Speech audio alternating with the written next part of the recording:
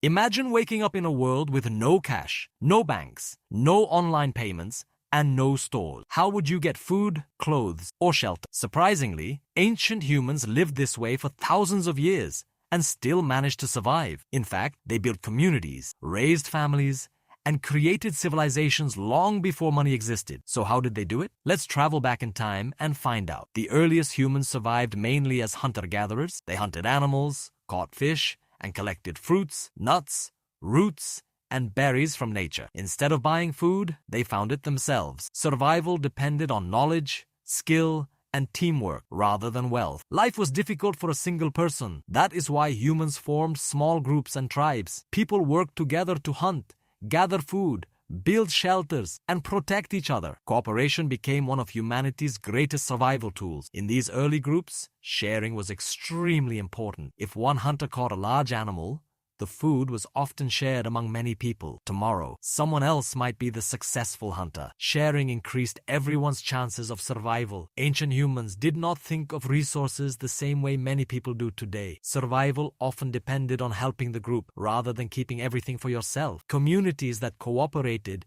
generally survived longer than those that did not. As human societies grew larger, people began to specialize. Some became skilled hunters, while others focused on making tools, clothing, pottery, or shelters. Different people became experts in different tasks. This specialization led to barter. Barter means exchanging one item or service directly for another. For example, a toolmaker might trade a stone axe for food. No coins or paper money were needed. Barter worked well in small communities, but it had problems. Both people needed to want what the other person had. If a farmer wanted shoes, but the shoemaker wanted fish instead of grain, making a trade became difficult. To solve this problem, some societies began using valuable items as a medium of exchange. Shells, beads, salt, animal skins, and other rare objects sometimes became widely accepted for trade. One fascinating example is salt. In many ancient societies, salt was extremely valuable because it helped preserve food. People could exchange salt for goods and services, making trade easier. As villages grew into towns, trade networks expanded. People exchanged goods across long distances. Communities traded food, tools,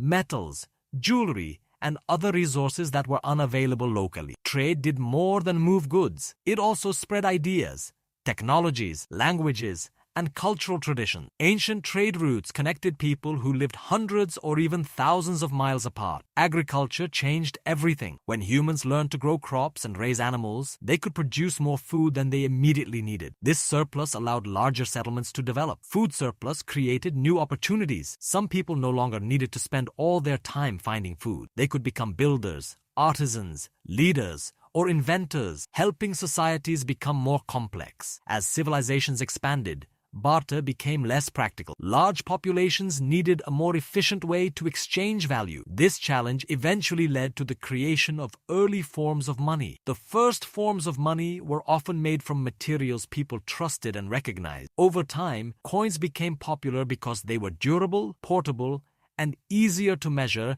than many traded goods. Even after money appeared, cooperation remained essential. Communities still relied on trust, relationships, shared knowledge, and teamwork. Money made trade easier, but it did not replace human cooperation. So how did ancient humans survive without money? They relied on nature, teamwork, sharing, barter, and trust. Long before banks and wallets existed, people built successful societies through cooperation and resourcefulness. In many ways, those ancient survival skills helped create the world we live in today.